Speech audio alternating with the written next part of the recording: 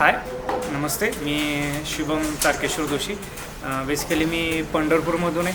माझं 10वी 12वी माझं इंजिनिअरिंगसुद्धा पंढरपूरमधून झालेलं आहे.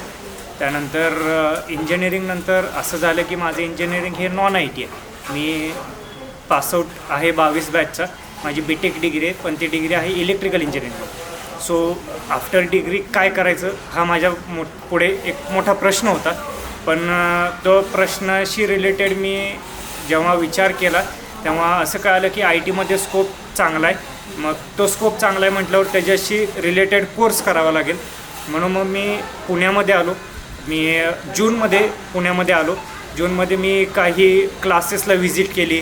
तिथं त्यांचे काही डेमो लेक्चर्स केले आणि त्या डेमो लेक्चर्स करून तिथं असं लक्षात आलं की बाबा एका क्लासमध्ये 100 ते 200 मुलं बसतात आणि ह्या 200 मुलांना शिकवणारा एकच शिक्षक आहे. त्यामुळं जे कॉन्सन्ट्रेशन होणार आहे त्या क्लासमध्ये तेवढं प्रॉपर कॉन्सन्ट्रेशन होत नव्हतं. त्या शिक्षकाला काय म्हणायचं आहे हे शेवटच्यापर्यंत पोचत नव्हतं. पण जेव्हा RS सॉफ्टेकमध्ये आलो तिथं असं बघायला मिळालं की एकच शिक्षक आहे, पण तो शिकवते फक्त 20 ते 22 मुलांना.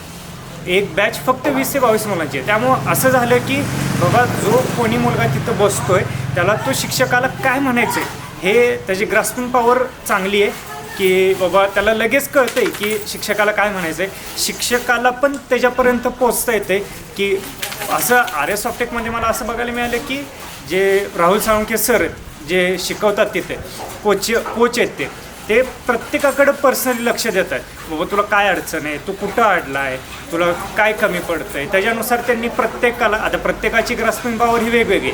सो सर असं आहे की प्रत्येकाला त्यांनी एकाच वेमध्ये नाही आहे. तुला तुझी जशी ग्रास्पिंग पॉवर आहे तसं तुला ट्रेन करतात की बाबा एखाद्याला जर 20 प्रोग्रॅममध्ये समजत असेल तर त्याला 20ची प्रॅक्टिस देतात.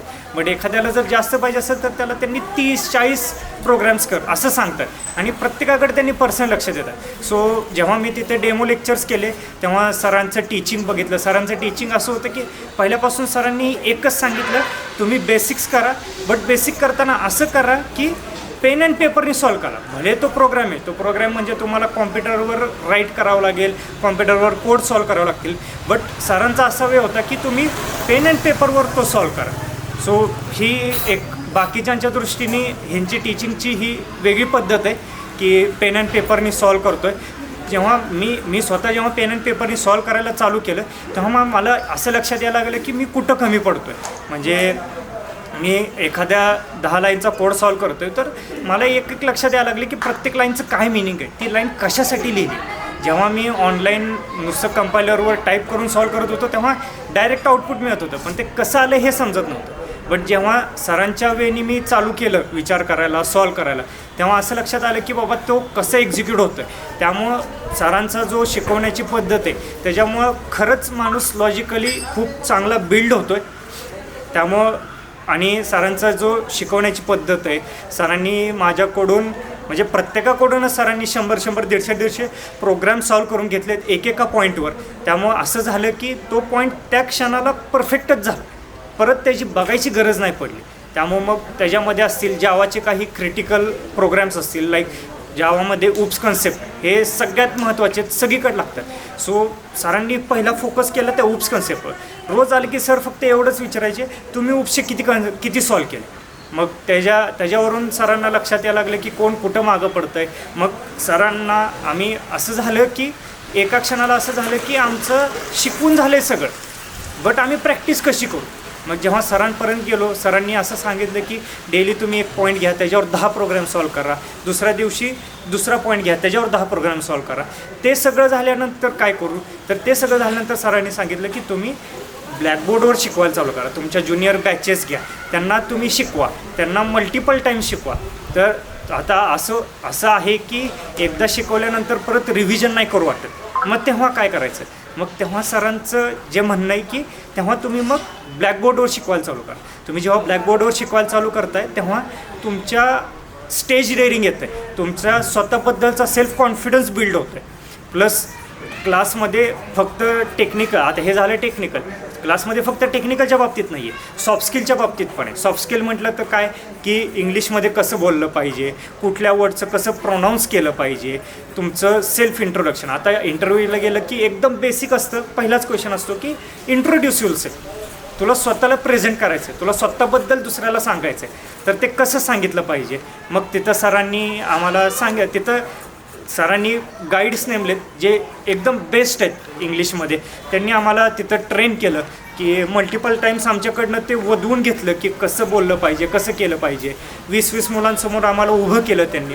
आम्ही म्हणजे असं होतं की गावाकडून आलेलो आहे, सो सेल्फ कॉन्फिडन्स कमी होता, इंग्लिश थोडं कमी पडत होतं, भीती वाटत होती. बट त्यांनी खूप छान सपोर्ट केला. त्यांनी पुढं जाऊन बोलायला लावलं. एकदाच पहिल्यांदा चुकलो, दुसऱ्यांदा चुकलो. त्यांनी तुम्हाला जेवढं पाहिजे तेवढे चान्स दिले. तुम्हाला जेवढं पाहिजे तेवढ्या वेळा तुम्ही बोला, आम्ही ऐकायला तयार आहे. चुकू दे तुमचं, पण आम्ही ऐकायला तयार आहे, तुम्ही बोलत राहा. असं केल्यामुळं आमचा तो एक सेल्फ कॉन्फिडन्स बिल्ड झाला. इंग्लिश प्रोनाऊन्सिएशन सुधारलं. आम्ही म्हणजे कॉन्फिडेंटली समोरच्याशी बोलायला लागलो. मग नंतर असं झालं की संपल्यानंतर काय करायचं, कशी रिव्हिजन करायची. मग तिथं सरांनी स्वतःहून असं केलं की सर असं कधीच कुठला शिक्षक करत नाही की मी आज शिकवणार नाही, तुम्ही शिकवा. असं कधीच कुठला शिक्षक म्हणत नाही. तो येतो, 4 पॉईंट शिकवतो, आजचं संपलं, जातो. सरांचं तसं नाही आहे. सरांचं कसं आहे, आज मी हे 4 पॉईंट शिकवणार आहेत, बट मुलांना फक्त 2च पॉईंट समजतात. नंतर मुलं नको म्हणतात.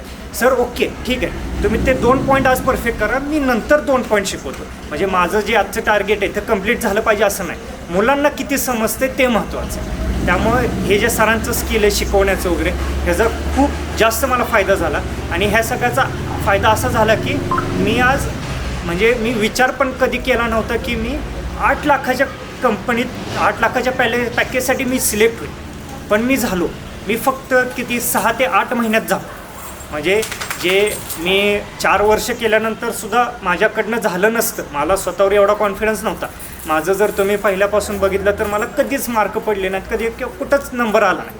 म्हणजे असं आहे की माझ्या घरातलं बघितलं तर माझी बहीण, माझी कझिन सगळ्यांचं 10वीला नंबर आहेत. 10वीला त्यांना 99% आहेत, 12वीला त्यांना 85% आहेत, 12वीला त्यांनी 90% पाडले आहेत, बोर्डात नंबर मिळवला आहे, इंजिनिअरिंगमध्ये त्यांनी टॉप केलं आहे. बट माझं असं कधीच नाही झालं की मी कुठंच नंबर नाही काढला. बट जेव्हा सरांकडं गेलो, मी सरांना भेटलो, तिथं म्हणजे माहीत नाही कसं झालं, बट शिकायची अशी उमेद आली. आणि मग मी जे एवढ्या वर्षात करू नाही शकलो ते फक्त मी 8 महिन्यात करून दाखवलं. आणि त्याचं खरं श्रेय जातं माझे मेंटर, माझे राहुल सर यांना, की त्यांनी मला तेवढं सगळ्या दृष्टीने सर्वांगीण विकास माझा त्यांनी केला. आणि त्याचाच रिझल्ट आहे की आज मी 8 लाखाच्या पॅकेजवर काम करतो आहे. मी आत्ताच 3 दिवसापूर्वी कंपनी ती जॉईन केली आहे. तिथं पण माझा परफॉर्मन्स 3 दिवसात खूप चांगला आहे. म्हणजे तिथले पण जे माझे कलिग्ज आहेत त्यांना पण असं म्हणजे त्यांच्याकडनं पण असं येते की बाबा तू खूप छान करतो आहे. म्हणजे 3 दिवसात तू म्हणजे त्यांनी मला एक मॉड्यूल दिलं आहे आत्ता सध्या करायला, सेल्फ इंट्रोडक्शन आहे. बट फ्रेशर असूनसुद्धा ते इंट्रोडक्शनसुद्धा मी पॉईंट वाईज, म्हणजे सरांची अशी पद्धत आहे की तू आज काय शिकला आहे ते तू पॉईंट वाईज लिहून का. तू सगळं डिस्क्रिप्शन नको लिहू, बट हायलाइटेड पॉईंट्स ठेव. आणि तीच प्रॅक्टिस मी आज तिथं केली. तर ते पण खूप खुश झाले की बाबा हा खरंच हा करू शकतो, हार्डवर्किंग आहे. आणि हे सगळं शिकता आलं मला ह्या RS सॉफ्टेकमधून. सो हा जो 6-8 महिन्याचा जो कालावधी तो मी अशा पद्धतीनं केला की जे मी म्हणजे एवढ्या 20-22 वर्षात जे मी शिकलो, म्हणजे 1ली ते 10वी 12वी इंजिनिअरिंगमध्ये जे काय केलं त्याच्यापेक्षा मला स्वतःलाच असं वाटतं की मी हे तो खूप जास्त चांगलं परफॉर्म केलं. त्यामुळं माझं सगळ्यांना असं म्हणणं आहे, जर IT-मध्ये म्हणजे तुम्हाला खरंच जर टेक्निकली स्ट्रॉंग व्हायचं असेल, तुम्हाला खरंच जर एक राईट पाथ तुम्हाला पाहिजे असेल, प्रॉपर गायडन्स पाहिजे असेल, तर तुम्ही अवश्य एकदा राहुल सरांना भेटा. RS सॉफ्टेकमध्ये या 8 दिवसाचा तुम्ही डेमो लेक्चर करा. ते डेमो लेक्चर केल्यानंतर मी 100% तुम्हाला गॅरंटी देतो की तुम्ही दुसऱ्या दिवशी असं म्हणाल की मी हितच करणार, मला दुसरा क्लास बघायचा पण नाही. तुम्ही डायरेक्ट तिथं होईल. ही माझी म्हणजे हा माझ्या मेचा RS सॉफ्टेकबद्दलचा हा कॉन्फिडन्स आहे, सरांवरचा हा कॉन्फिडन्स आहे. आणि सरांनी जो काही सपोर्ट केला, जे काय केलं त्याच्यामुळे मी आज हे अचीव करू शकलो. त्या सगळ्याबद्दल RS फॅमिली घेतला. खूप खूप थँक्यू. सरांना पर्सनली खूप थँक्यू. आमचे HR मॅडमला खूप थँक्यू.